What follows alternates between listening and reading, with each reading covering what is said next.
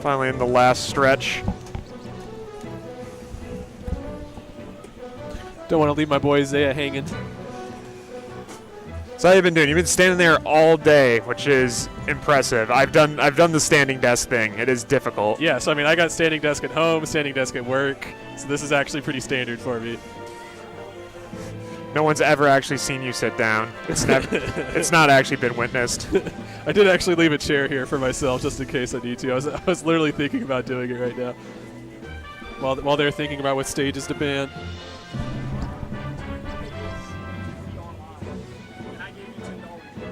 Who pays their entry fee online?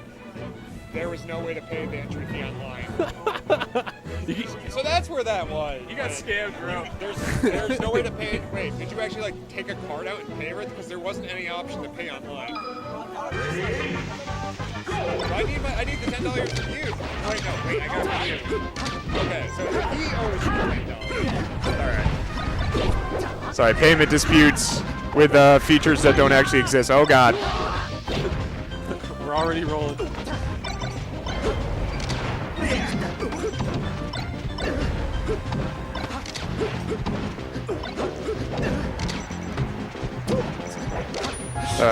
Well, hey, look, Mouth showed up. That's good. I'm glad somebody from Dallas made it today. Yeah, where's Tuesday at, man? Where's it? Yeah, these are quite well. Probably being a married man. Oh, yeah, that's a tough one. And stop Xylo. He came today. He's a married man. Barry Allen. Oh no, he's not. MTirno's out here. That was a classic. Yeah, that's true. But that's because he can get home tonight. That was a 2-for-1.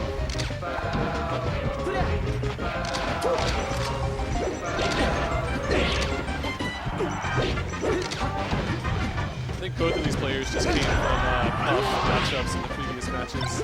Yeah, this has been pretty sloppy so far. This has just been, oh man, somebody crashed into somebody else. Time to crash into them. Right. We've seen lots of failed attempts getting back on the map and stuff like that. Yeah, I got some 4-person pileups. I will say both sets of these players have been on a long break between this match and the previous match. That's what happens when you win. That's what happens. That's the downside to winning. Success is rewarded with cold hands. That's important.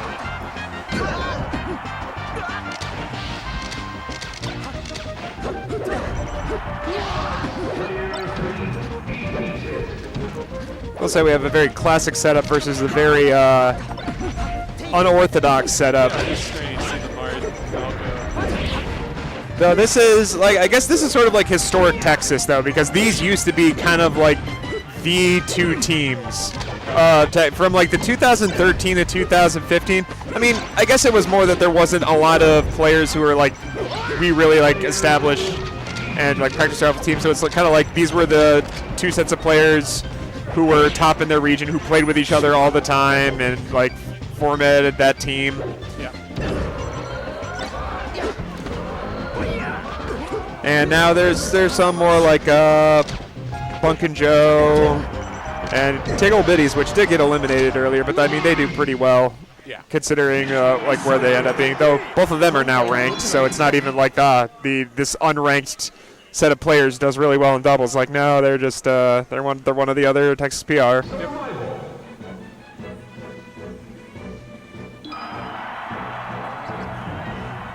MTirno won that game. Ready?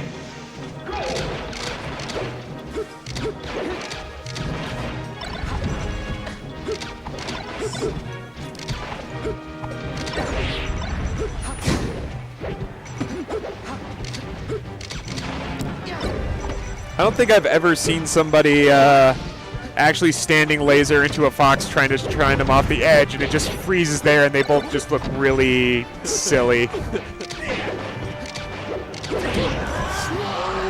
that's a combo move. That, ooh.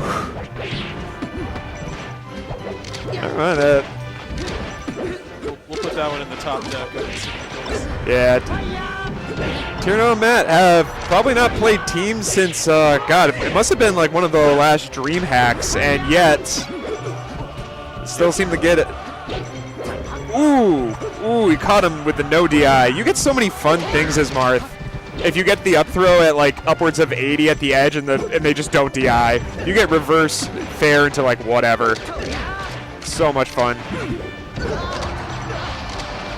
Well, good presence of mind by Jake though. He was able to track down MT, burning a few too many jumps.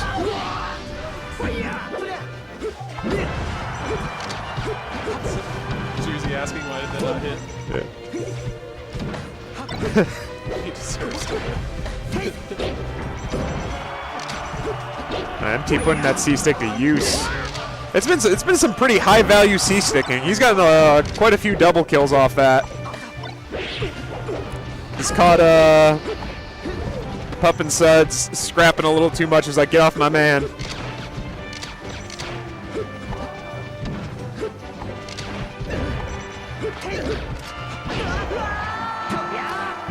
Got it. Ooh.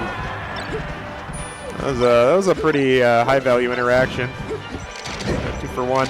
Always fun as a Fox when your teammate grabs somebody. You're like, oh yeah, easy up smash.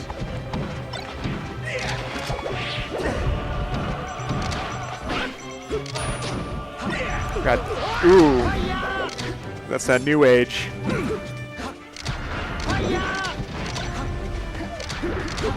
Everyone's been talking about how hyped this doubles tournament is.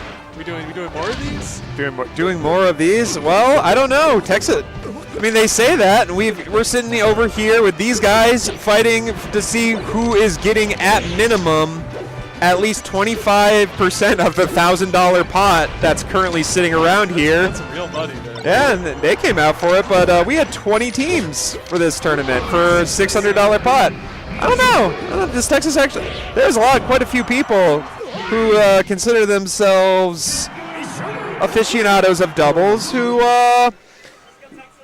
it wasn't even that they had plans today.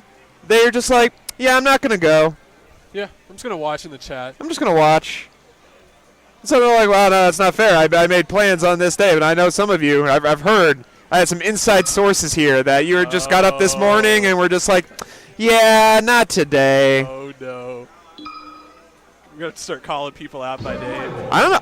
I am a little bit torn. I am a little bit torn in the terms of like the top 5 of the tournament was actually pretty stacked overall. Yep. But on the other hand, like number-wise, it kind of isn't. It's more like I was going to be happy no matter what because it's either Texas had a good teams tournament or I get proven right. Yeah. And now I don't know. Yeah, you definitely hedged your bet properly. Yeah. And I don't know. Have I been proven right? Because on the one hand, we've got PupNSuds, which it's been a minute since they've been out about. I think the last tournament they went to was TGC. So Jake doesn't go out to too much anymore. He still plays a lot of Melee, just doesn't go out too much.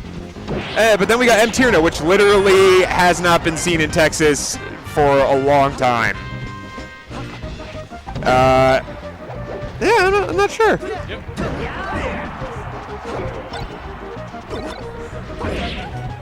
But it's a possibility. I'll have to find something more specific and more petty to throw stupid amounts of money at. Right. You can't use the same beam twice. No, based on some of the questions I've gotten, I'm really considering the next tournament being called Texas Doesn't Read.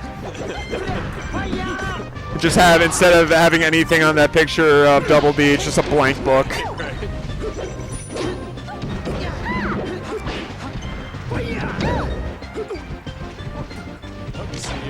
Let's get back to the game. We see the Peach switch.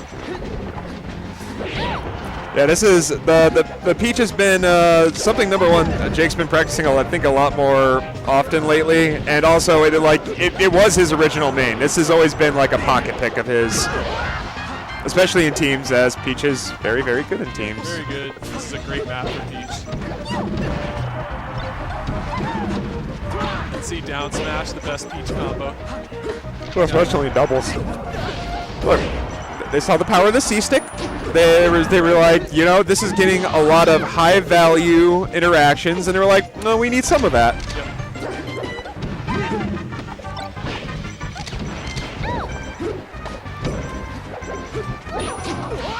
MTirno doing a good job of being a Falco in teams, though, and making sure to break up some of the madness his poor Marth is exposed to.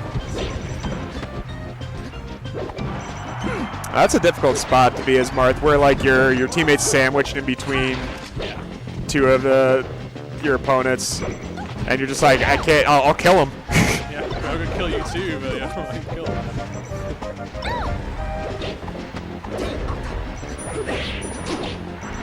I was trying to scoop him. 216. That was a high yield investment. Absolutely. Oh no, they're gonna grab it up smash. Poor Falco. They were coming for him. So that was definitely one of the better stages for them to Yeah, stage to have and this character matchup. switch.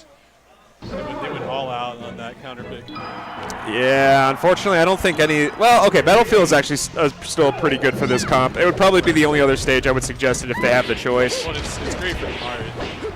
Oh yeah, he gets a lot of high value. It's not as great for Falco just because, like, again, you usually get a little bit more leeway because people are distracted and teams are forced to at least contest with your partner. So you get to get some of the more freebie, like right up the wall, up B recoveries, and you don't really get that here. So you're forced to go for some more honest ones, and sometimes that works out, sometimes that doesn't. Read the roll. That F smash. That was a really cool crossfire moment where they were literally killing each other's teammates.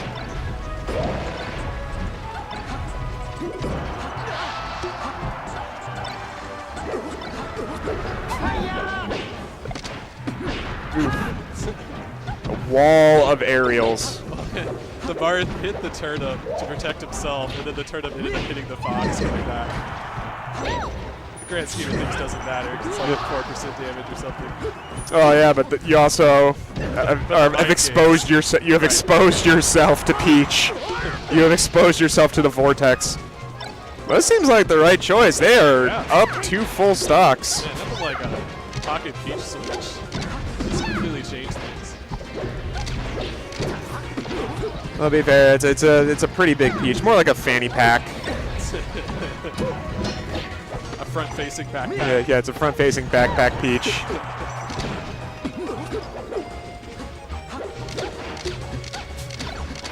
You didn't just pull that out. Zippers were involved. Yeah.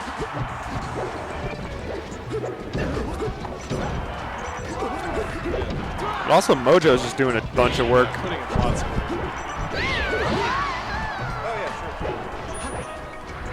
No, just take it, take it.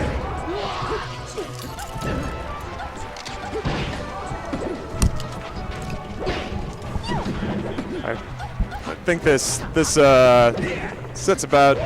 Well, actually, no. I think we're definitely gonna see a game 5 as this goes, unless MT and TDPD pull out some stuff right now. Oh, like that. What's up, guys? It's Game Member here. Ooh. I'm really impressed with Jake's Peach.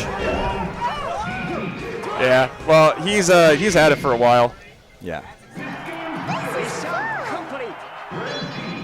That seems to be the change they needed. Yeah. Hopefully, I mean, I just want to see a really good game, but verse 3-0, it'd be really hype right now. Shout outs to Mouth. Jake rocking the Mouth tag. Yeah. There we go, game 5.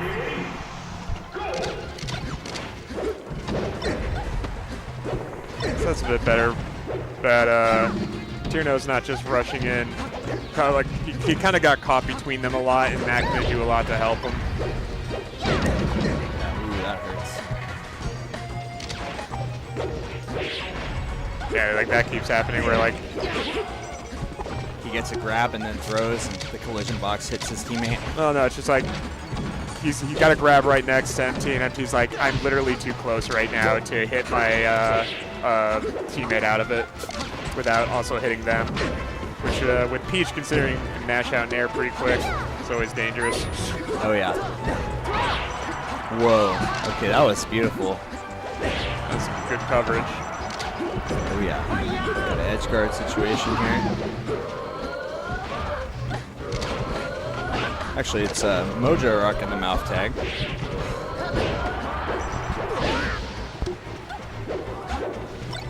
Even stock count here. Looks like pretty even right here. Ooh, a stitch on the field. Mojo has the stitch. Oh my God. He is getting value. Yeah. That's more great value than the Walmart generic brand right there, folks. And Red team seeming to have a lot of momentum right now, but all 4 of these players are just so dangerous. MTirno keeps getting pinned down between Mojo and Jake, and just having a really hard time getting himself out from there, and Matt can't help because he can only like kind of crash into them. Yeah. Well, that's one way to handle that. Just put up your shield and let him swing. There you go. Opportunity for edge guard. Mojo goes high. So he had a really good chance there to get a gimp, but unfortunately slipped away from him. That was so unfortunate. Jake hit Mojo at the turn up, and that was the beginning of that whole exchange right there. Yeah, that could have gone a lot better for them in terms of like TDPD could have gone back, but they needed that. And they need to see if they can just keep Jake off the stage right now, just get some more alone time with Mojo. Absolutely. That'll be good. Oh, just keep him locked down. Oh. TDPD off stage here. Goes high, but Mojo's there to clean it up. Good attempt. Congratulations to PupNSuds, Jake 13 and Mojo. They will be in grand finals versus, we're about to see losers finals now. Yep. Between MTirno and who? We're going to see MTirno versus Wes and Snowy. Now, I don't know a whole lot about Wes. Where is he from? Wes is from San Marcos. Okay. Wasn't he a Puff player? He usually teams with Kile, the Falco player from San Marcos. Yeah. Ah, okay. All right.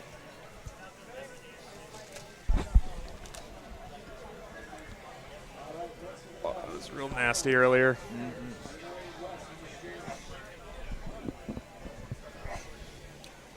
Look at that. Beautiful replay. Just get 2 for 1. Just like, oh, don't worry, I missed. Just hold him still. Beautiful highlights here.